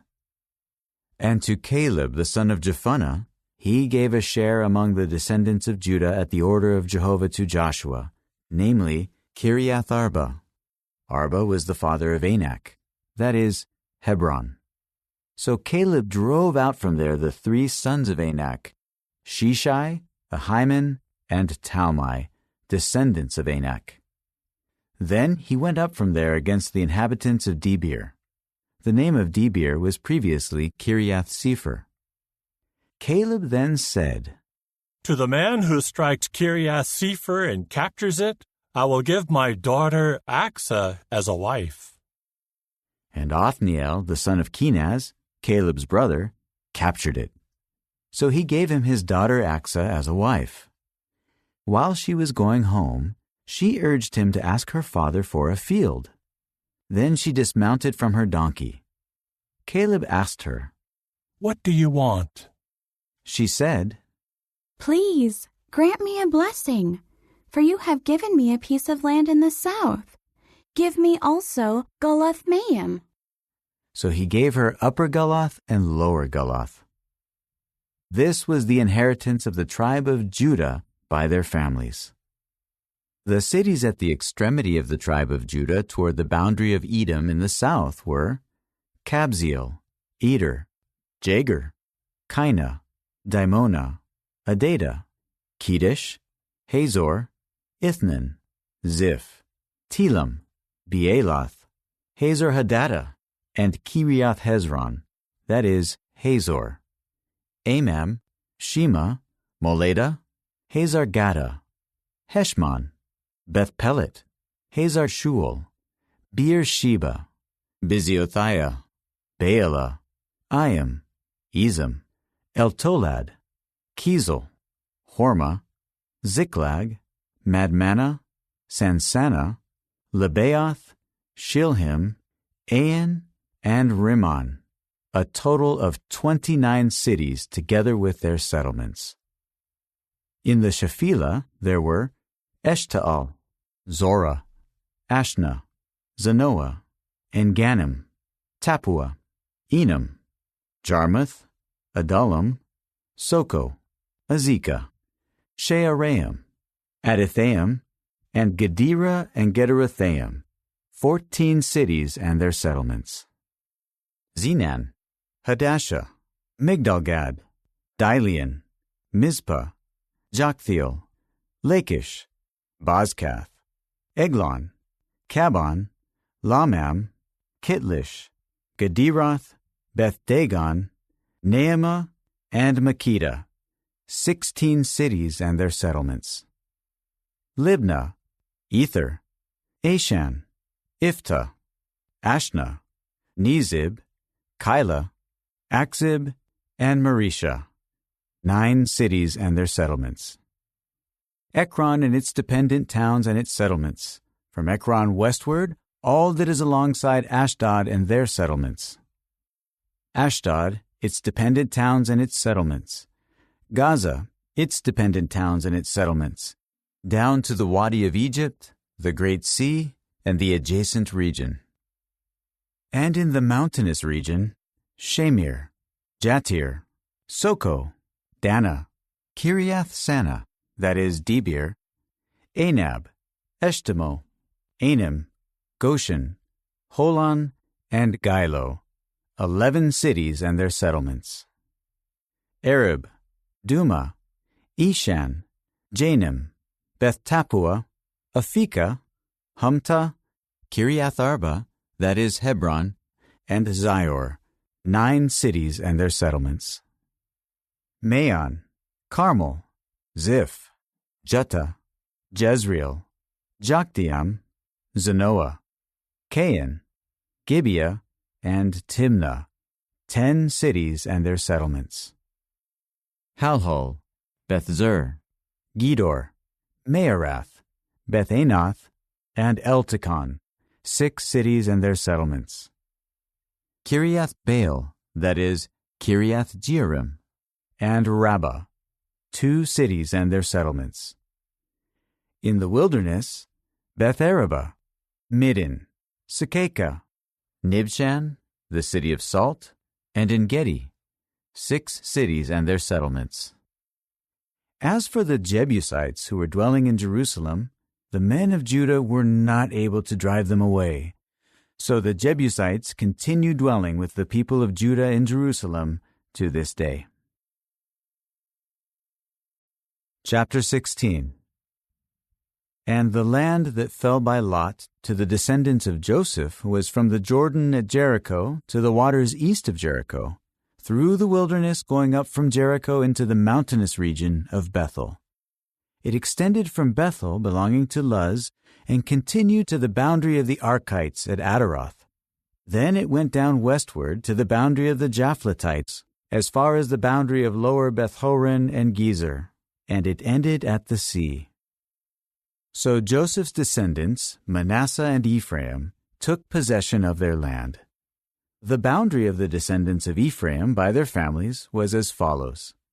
The boundary of their inheritance to the east was Adaroth Adar, as far as upper Beth-horon, and the boundary extended to the sea. Mikmetheth was on the north, and the boundary went around east to Taanath Shiloh, and it passed on the east to Genoa. Then it went down from Genoa to Adaroth and Naarah, and reached to Jericho, and extended to the Jordan. From Tappuah the boundary continued westward to the Wadi of Cana, and it ended at the sea. This is the inheritance of the tribe of Ephraim by their families. The descendants of Ephraim also had enclave cities in the midst of the inheritance of Manasseh, all the cities and their settlements. But they did not drive away the Canaanites who were dwelling in Gezer, and the Canaanites continue to dwell among Ephraim to this day, and have been subjected to forced labor. Chapter 17. Then the lot fell for the tribe of Manasseh, because he was Joseph's firstborn. Since Machir, the firstborn of Manasseh and the father of Gilead, was a man of war, he received Gilead and Bashan. And the lot fell for the rest of the descendants of Manasseh according to their families. For the sons of Abiezer, the sons of Helek, the sons of Azriel, the sons of Shechem, the sons of Hepher, and the sons of Shemida. These were the descendants of Manasseh the son of Joseph, the males according to their families. But Zelophehad, the son of Hepher, the son of Gilead, the son of Machir, the son of Manasseh, did not have sons, only daughters. And these were the names of his daughters: Mahlah, Noah, Haglah, Milcah, and Tirzah. So they presented themselves before Eleazar the priest, Joshua the son of Nun, and the chieftains, saying, "It was Jehovah who commanded Moses to give us an inheritance among our brothers." So at the order of Jehovah, he gave them an inheritance among the brothers of their father. There were also 10 allotments that fell to Manasseh apart from the land of Gilead and Bashan, which were on the other side of the Jordan. For the daughters of Manasseh received an inheritance along with his sons, and the land of Gilead became the property of the rest of the descendants of Manasseh. And the boundary of Manasseh was from Asher to Michmetheth, which faces Shechem, and the boundary continued toward the south to the land of the inhabitants of En-tappuah. The land of Tappuah became Manasseh's, but Tappuah on Manasseh's boundary belonged to the descendants of Ephraim. And the boundary went down to the Wadi of Cana, south of the Wadi. There were cities of Ephraim among the cities of Manasseh, and the boundary of Manasseh was on the north of the Wadi, and it ended at the sea. To the south it belonged to Ephraim, and to the north it belonged to Manasseh, and the sea was his boundary. And on the north they reached to Asher, and on the east to Issachar. In the territories of Issachar and Asher, Manasseh was given Bethshean and its dependent towns, Ibleam and its dependent towns, the inhabitants of Dor and its dependent towns, the inhabitants of Endor and its dependent towns, the inhabitants of Taanach and its dependent towns, and the inhabitants of Megiddo and its dependent towns, 3 of the heights. But the descendants of Manasseh were not able to take possession of these cities. The Canaanites persisted in dwelling in this land. When the Israelites grew strong, they subjected the Canaanites to forced labor, but they did not drive them out entirely. The descendants of Joseph said to Joshua, "Why have you given us as an inheritance only one lot and one allotment?" "We are a numerous people, for Jehovah has blessed us until now." Joshua replied to them, "If you are such a numerous people, go up to the forest and clear out a place for yourself there in the land of the Perizzites and the Rephaim, since the mountainous region of Ephraim is too cramped for you." Then the descendants of Joseph said, "The mountainous region is not enough for us, and all the Canaanites who are dwelling in the land of the valley have war chariots with iron scythes, both those in Bethshean and its dependent towns, and those in the valley of Jezreel." So Joshua said this to the house of Joseph, to Ephraim and Manasseh, "You are a numerous people, and you have great power. You will not receive only one lot, but the mountainous region will also be yours. Although it is a forest, you will clear it, and it will be the extremity of your territory. For you will drive away the Canaanites, even though they are strong and have war chariots with iron scythes." Chapter 18. Then all the assembly of the Israelites congregated at Shiloh, and they set up the tent of meeting there, as the land was now subdued before them. But there were still 7 tribes left of the Israelites whose inheritance had not been allotted. So Joshua said to the Israelites, How long will you put off going in to take possession of the land that Jehovah the God of your forefathers has given you? Give me 3 men from each tribe to send out. They should go out and walk throughout the land and map it out according to their inheritance. Then they should return to me. They must apportion it among themselves into 7 shares. Judah will remain in his territory to the south, and the house of Joseph will remain in their territory to the north. As for you, map out the land into 7 shares, and bring them here to me, and I will cast lots here for you before Jehovah our God. But the Levites will not be given a share among you, because the priesthood of Jehovah is their inheritance. And Gad, Reuben, and the half-tribe of Manasseh have already taken their inheritance on the east side of the Jordan, which Moses, the servant of Jehovah, gave them. The men prepared to go, and Joshua commanded those who were to map out the land, "Go and walk through the land and map it out and return to me, and I will cast lots for you here before Jehovah in Shiloh." With that, the men went and traveled through the land and mapped it out by cities into 7 shares, recording it in a book. After that, they returned to Joshua at the camp in Shiloh. Joshua then cast lots for them in Shiloh before Jehovah. There Joshua apportioned the land to the Israelites by their shares. The lot came up for the tribe of Benjamin by their families, and the territory of their lot was between the people of Judah and the people of Joseph.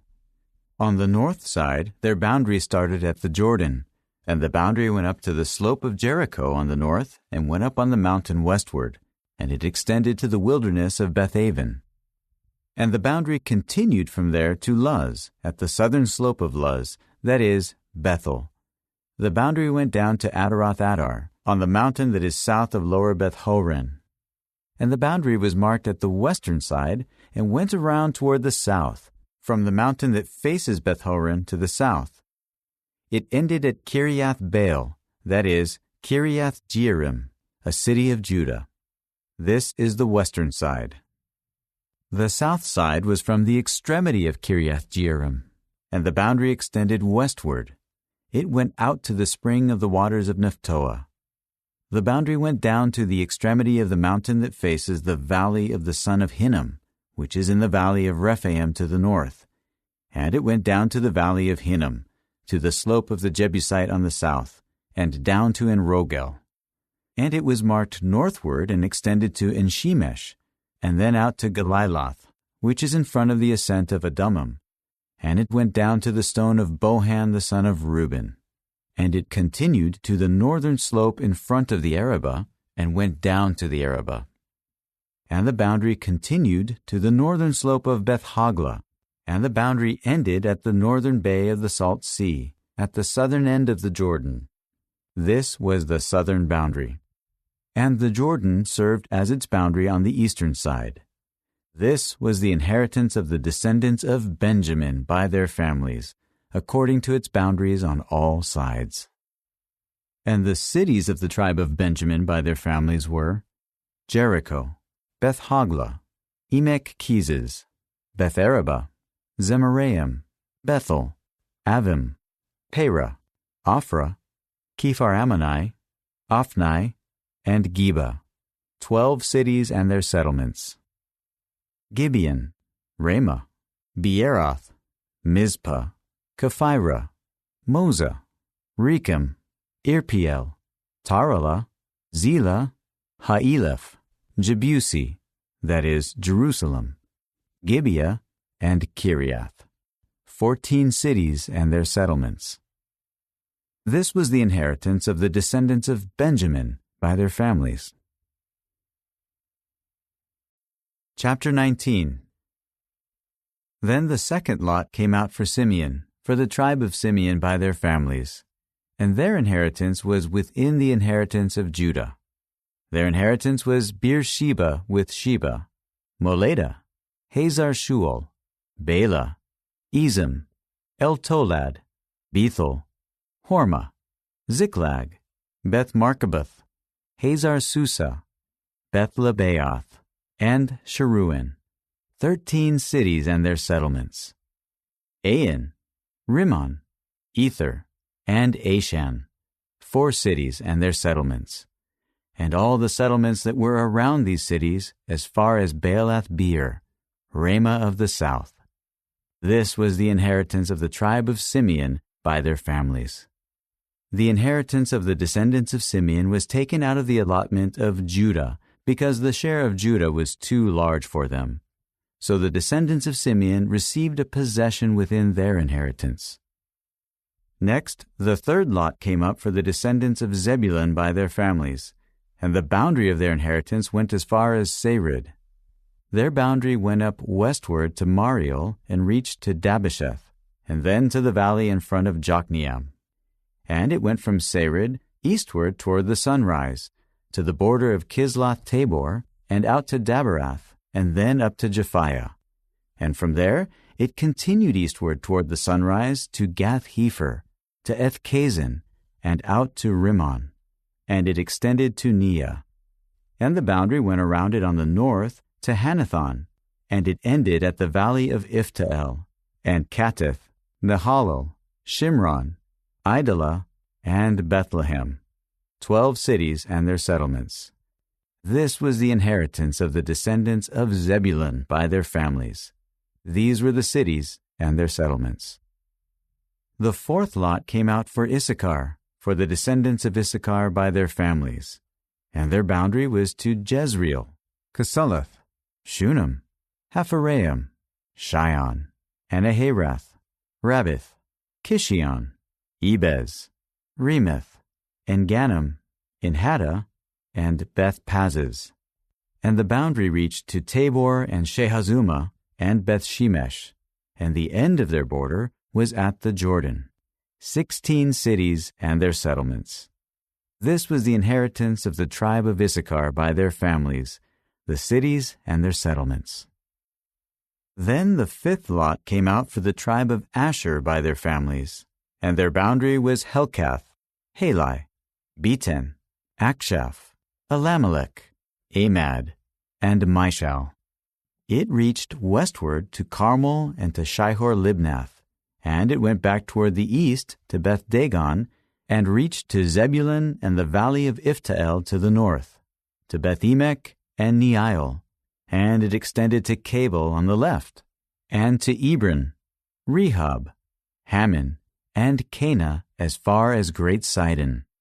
And the boundary went back to Ramah and as far as the fortified city of Tyre. Then the boundary went back to Hosah, and it ended at the sea in the region of Akzib, Ummah, Aphek, and Rehob, 22 cities and their settlements. This was the inheritance of the tribe of Asher by their families. These were the cities and their settlements. The sixth lot came out for the descendants of Naphtali, for the descendants of Naphtali by their families. Their boundary was from Heleph, from the big tree in Zaanannim, and Adami-Nekeb and Jabneel as far as Lacham, and it ended at the Jordan. The boundary went back westward to Aznoth-Tabor, and extended from there to Hukkok, and reached to Zebulun on the south, and to Asher on the west, and to Judah at the Jordan toward the east. And the fortified cities were Ziddim, Zur, Hamath, Rakith, Kinnereth, Adamah, Ramah, Hazor, Kedesh, Edrei, En-Hazor, Yiron, Migdalel, Horem, Beth-Anath, and Beth-Shemesh, 19 cities and their settlements. This was the inheritance of the tribe of Naphtali by their families, the cities and their settlements. The seventh lot came out for the tribe of Dan by their families, and the border of their inheritance was Zorah, Eshtaol, Irshemesh, Shealabin, Aijalon, Ithla, Elon, Timnah, Ekron, Eltekah, Gibbethon, Baalath, Jehud, Benabirak, Gath-Rimmon, Mejarkon, and Rakkon, with the border facing Joppa. But the territory of Dan was too cramped for them, so they went up and fought against Leshem and captured it and struck it with the sword. Then they took possession of it and settled in it, and they changed the name of Leshem to Dan, after the name of Dan their forefather. This was the inheritance of the tribe of Dan by their families. These were the cities and their settlements. Thus they finished dividing the land for inheritance by its territories. Then the Israelites gave Joshua the son of Nun an inheritance in their midst. At the order of Jehovah, they gave him the city he asked for, Timnath-Serah, in the mountainous region of Ephraim, and he built up the city and settled in it. These were the inheritances that Eleazar the priest, Joshua the son of Nun, and the heads of the paternal houses of the tribes of Israel distributed by lot in Shiloh before Jehovah, at the entrance of the tent of meeting. So they finished apportioning the land.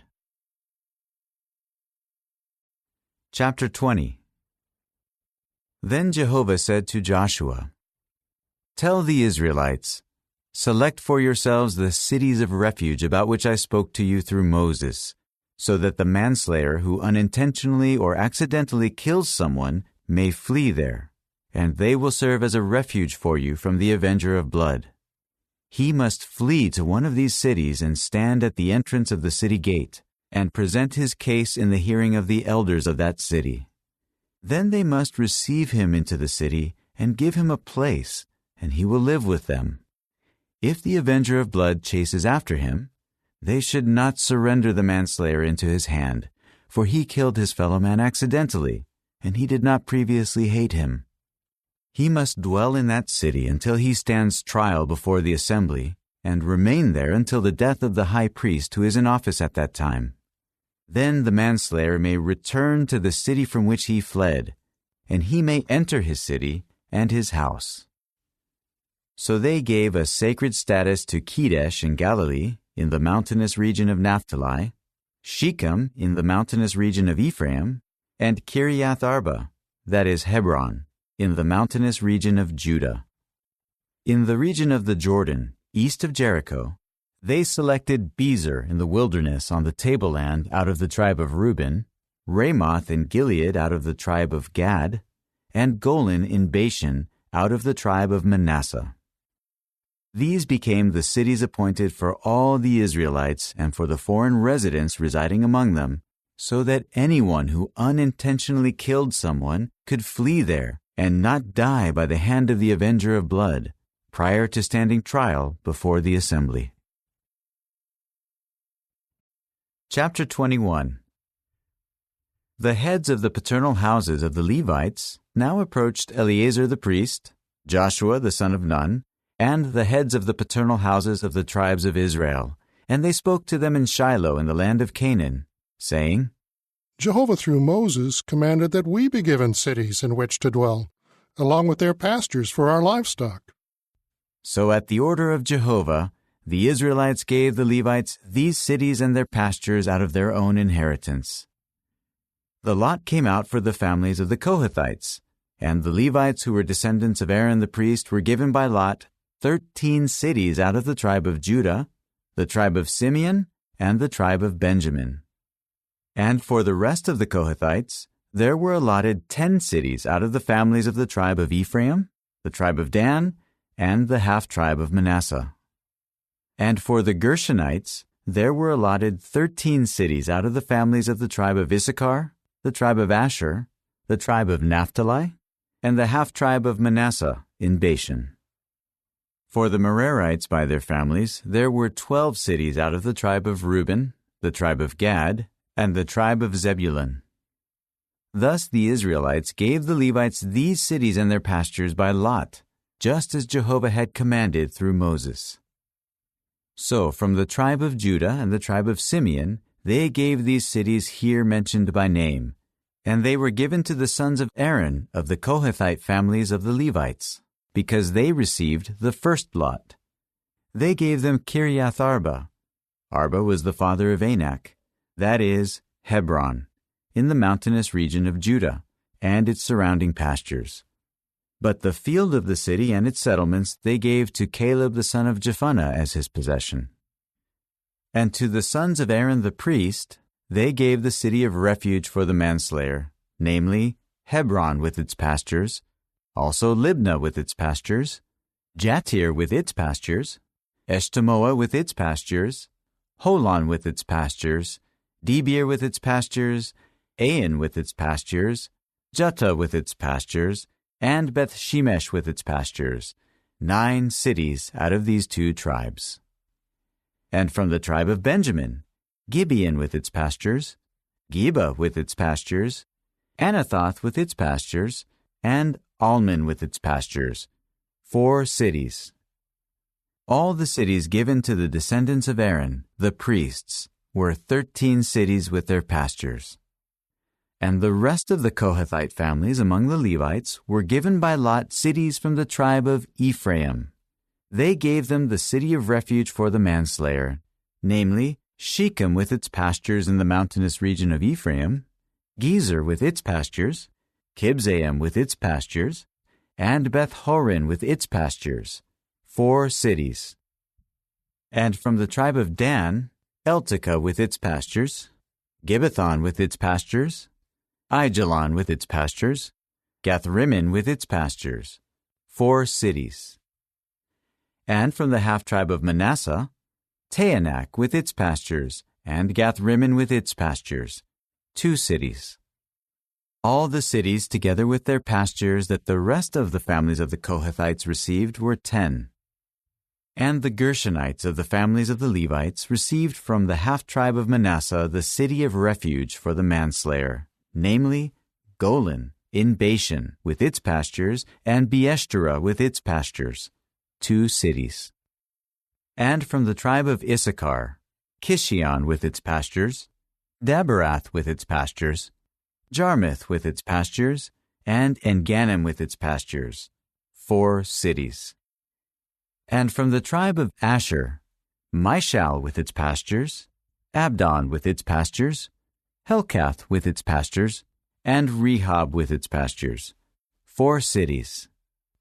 And from the tribe of Naphtali, the city of refuge for the manslayer, namely Kedesh in Galilee with its pastures, Hamathdor with its pastures, and Kartan with its pastures, 3 cities. All the cities of the Gershonites, by their families, were 13 cities with their pastures. And the families of the Merarites, the rest of the Levites, received from the tribe of Zebulun, Jokneam with its pastures, Karta with its pastures, Dimnah with its pastures, and Nahalol with its pastures, 4 cities. And from the tribe of Reuben, Bezer with its pastures, Jahaz with its pastures, Kedemoth with its pastures, and Mephaath with its pastures, 4 cities. And from the tribe of Gad, the city of refuge for the manslayer, namely Ramoth in Gilead with its pastures, Mahanaim with its pastures, Heshbon with its pastures, and Jazer with its pastures, a total of 4 cities. All the cities that were allotted to the Merarites by their families, the rest of the families of the Levites, were 12 cities. All the cities of the Levites within the possession of the Israelites were 48 cities together with their pastures. Each of these cities had its pastures all around it. This was the case for all these cities. So Jehovah gave Israel all the land that he had sworn to give to their forefathers, and they took possession of it and settled in it. Furthermore, Jehovah gave them rest on every side, just as he had sworn to their forefathers, and not one of all their enemies could stand against them. Jehovah gave all their enemies into their hand. Not a promise failed out of all the good promises that Jehovah had made to the house of Israel. All of them came true. Chapter 22.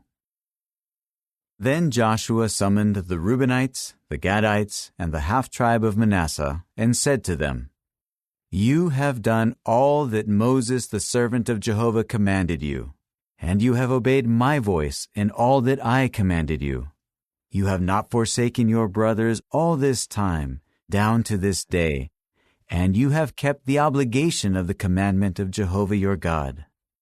Now Jehovah your God has given your brothers rest, just as he promised them. So now you may return to your tents in the land that Moses, the servant of Jehovah, gave you to possess on the other side of the Jordan.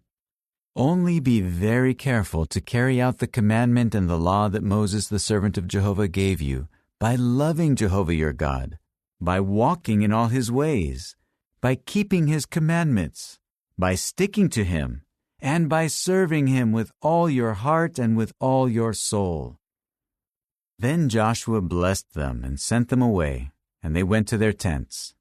And to the half-tribe of Manasseh, Moses had given an inheritance in Bashan, and to the other half of the tribe, Joshua gave land on the west side of the Jordan, along with their brothers.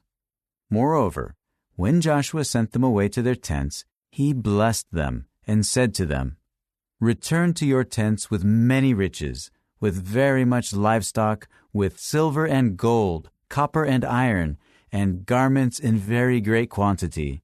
Take your share of the spoil of your enemies, along with your brothers." After that, the Reubenites, the Gadites, and the half-tribe of Manasseh departed from the other Israelites, from Shiloh in the land of Canaan, and they returned to the land of Gilead, the land of their possession where they had settled at the order of Jehovah through Moses. When they came to the regions of the Jordan in the land of Canaan, the Reubenites, the Gadites, and the half-tribe of Manasseh built an altar there by the Jordan, a large, impressive altar. Later, the other Israelites heard it said, "Look, the Reubenites, the Gadites, and the half-tribe of Manasseh have built an altar on the frontier of the land of Canaan, in the regions of the Jordan on the side belonging to the Israelites." When the Israelites heard about it, the whole assembly of the Israelites congregated at Shiloh to go to war against them. Then the Israelites sent Phinehas the son of Eleazar the priest to the Reubenites, the Gadites, and the half-tribe of Manasseh in the land of Gilead, and 10 chieftains were with him, 1 chieftain of each paternal house of all the tribes of Israel, each a head of his paternal house among the thousands of Israel. When they came to the Reubenites, the Gadites, and the half-tribe of Manasseh in the land of Gilead, they said to them, "This is what all the assembly of Jehovah says. What is this act of unfaithfulness that you have committed against the God of Israel? You have turned back today from following Jehovah by building yourselves an altar and rebelling against Jehovah. Was the error of Peor not enough for us? We have not cleansed ourselves from it down to this day, even though a plague came upon the assembly of Jehovah. And you would turn back today from following Jehovah. If you rebel today against Jehovah, then tomorrow he will be indignant against the entire assembly of Israel. Now, if it is because the land of your possession is unclean, cross over to the land of Jehovah's possession where the tabernacle of Jehovah resides, and settle among us. But do not rebel against Jehovah, and do not make us rebels by building yourselves an altar in addition to the altar of Jehovah our God." When Achan the son of Zerah committed an act of unfaithfulness regarding what was devoted to destruction, did not indignation come against all the assembly of Israel? And he was not the only man to die for his error. At this, the Reubenites, the Gadites, and the half-tribe of Manasseh said in answer to the heads of the thousands of Israel, "The God of gods, Jehovah, the God of gods, Jehovah. He knows, and Israel will also know. If we were rebellious and unfaithful to Jehovah, do not spare us this day. If we built ourselves an altar to turn back from following Jehovah, and to offer burnt offerings, grain offerings, and communion sacrifices on it, Jehovah will exact the penalty. No, it was because of another concern that we did this. For we said, in the future, your sons will say to our sons, 'What do you have to do with Jehovah, the God of Israel? Jehovah has put the Jordan as a boundary between us and you, the Reubenites and the Gadites. You have no share in Jehovah. And your sons will hinder our sons from worshiping Jehovah.' So we said, let us by all means take action by building an altar, not for burnt offerings or sacrifices, but to be a witness between you and us, and our descendants after us, that we will carry out our service to Jehovah before him with our burnt offerings, and our sacrifices, and our communion sacrifices, so that your sons may not say to our sons in the future, 'You have no share in Jehovah.'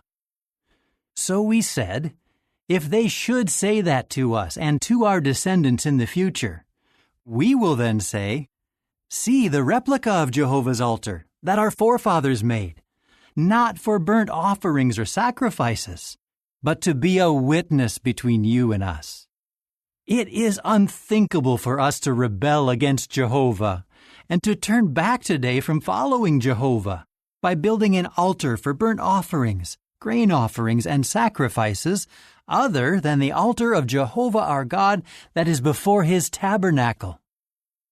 When Phinehas the priest, the chieftains of the assembly, and the heads of the thousands of Israel who were with him heard the words that the descendants of Reuben, Gad, and Manasseh spoke, they were satisfied. So Phinehas the son of Eleazar the priest said to the descendants of Reuben, Gad, and Manasseh, "Today we know that Jehovah is among us, because you have not committed this act of unfaithfulness against Jehovah. Now you have saved the Israelites out of the hand of Jehovah." Then Phinehas the son of Eleazar the priest and the chieftains returned from the Reubenites and the Gadites in the land of Gilead to the land of Canaan, and they brought back word to the other Israelites. And the Israelites were satisfied with the report. The Israelites then praised God, and they said nothing more about going to war against the Reubenites and the Gadites to destroy the land in which they were dwelling. So the Reubenites and the Gadites named the altar, because it is a witness between us that Jehovah is the true God. Chapter 23. Many days after Jehovah had given Israel rest from all its surrounding enemies, when Joshua was old and advanced in years, Joshua summoned all Israel, its elders, its heads, its judges, and its officers, and he said to them, "I have grown old. I am advanced in years, and you have seen for yourselves all that Jehovah your God did to all these nations in your behalf, because Jehovah your God was the one who was fighting for you. See, I assign to you by lot the land of the nations that remain, as an inheritance for your tribes, as well as that of all the nations that I destroyed, from the Jordan to the great sea on the west. And Jehovah your God was the one who kept thrusting them away from before you, and he drove them out for you, and you took possession of their land, just as Jehovah your God promised you. Now you must be very courageous to observe and carry out all that is written in the book of the law of Moses, by never deviating from it to the right or to the left, by never mingling with these nations that remain with you. You must not even mention the names of their gods, nor swear by them, and you must never serve them nor bow down to them. But you must stick to Jehovah your God, just as you have done down to this day.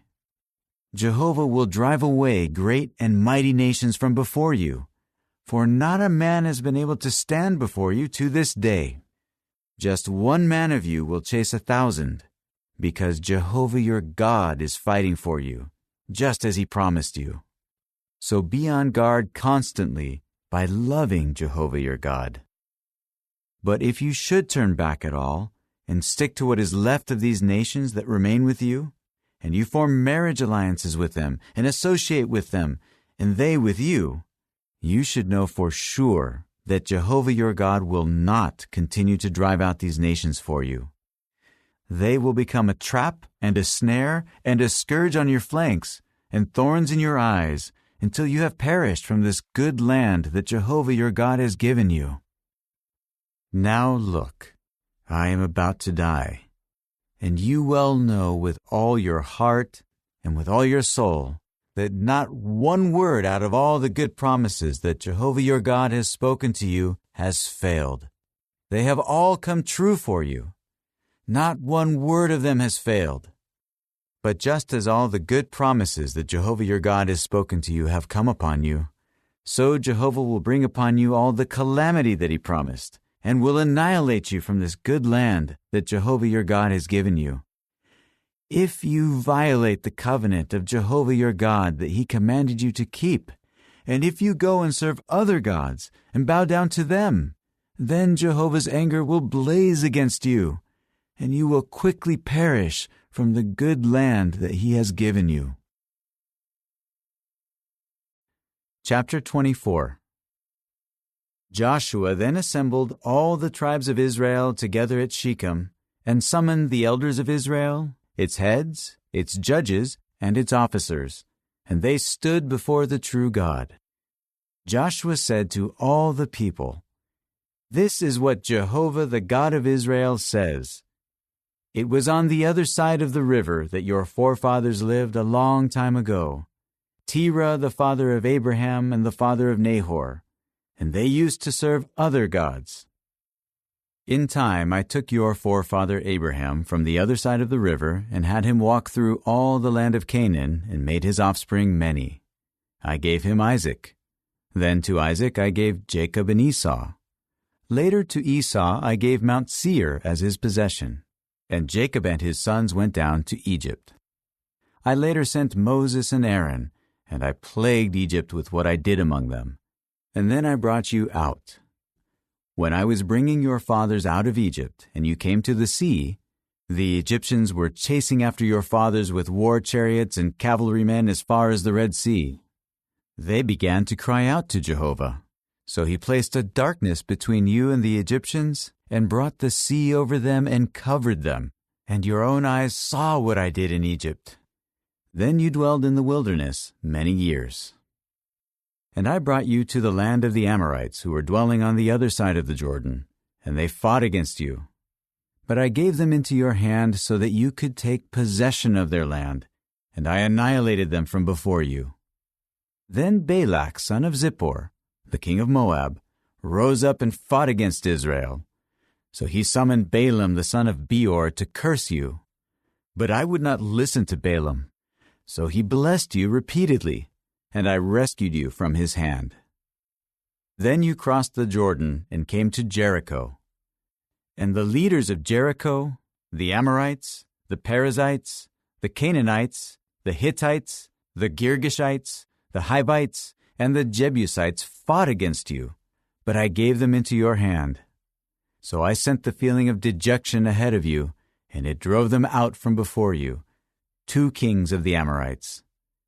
It was not by your sword and not by your bow. Thus I gave you a land for which you had not toiled, and cities that you had not built, and you settled in them. You are eating from vineyards and olive groves that you did not plant.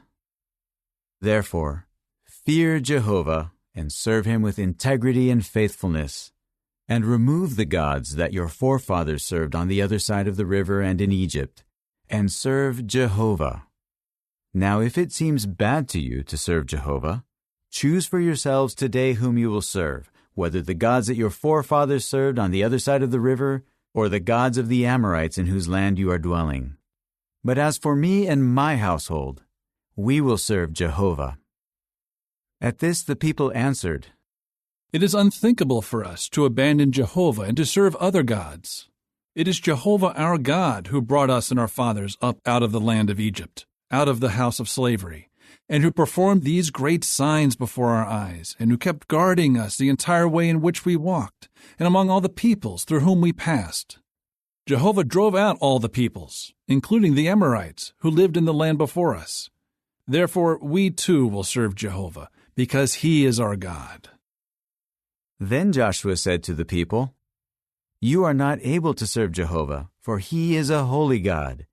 He is a God who requires exclusive devotion. He will not pardon your transgressions and your sins. If you abandon Jehovah and serve foreign gods, he will also turn against you and exterminate you after doing good for you." But the people said to Joshua, "No, but we will serve Jehovah." So Joshua said to the people, "You are witnesses against yourselves that of your own accord you have chosen for yourselves to serve Jehovah." To this they said, "We are witnesses." Therefore remove the foreign gods that are among you, and incline your hearts to Jehovah the God of Israel." The people said to Joshua, "We will serve Jehovah, our God, and we will obey his voice." So Joshua made a covenant with the people on that day and established a regulation and a ruling for them in Shechem. Then Joshua wrote these words in the book of God's law, and took a great stone and set it up under the large tree that is by the sanctuary of Jehovah. Joshua went on to say to all the people, "Look, this stone will serve as a witness against us, because it has heard everything Jehovah said to us, and it will serve as a witness against you, so that you may not deny your God." With that, Joshua sent the people away, each one to his inheritance. After these things, Joshua, the son of Nun, the servant of Jehovah, died at the age of 110. So they buried him in the territory of his inheritance in Timnath-Serah, which is in the mountainous region of Ephraim, north of Mount Gaash. Israel continued to serve Jehovah all the days of Joshua, and all the days of the elders who outlived Joshua, and who had known all of Jehovah's deeds in behalf of Israel. The bones of Joseph, which the Israelites had brought up out of Egypt, were buried in Shechem, in the portion of the field that Jacob had acquired from the sons of Hamor, Shechem's father, for 100 pieces of money, and it became the inheritance of the sons of Joseph. Also, Eleazar, the son of Aaron, died. So they buried him in the hill of Phinehas his son, which had been given to him in the mountainous region of Ephraim.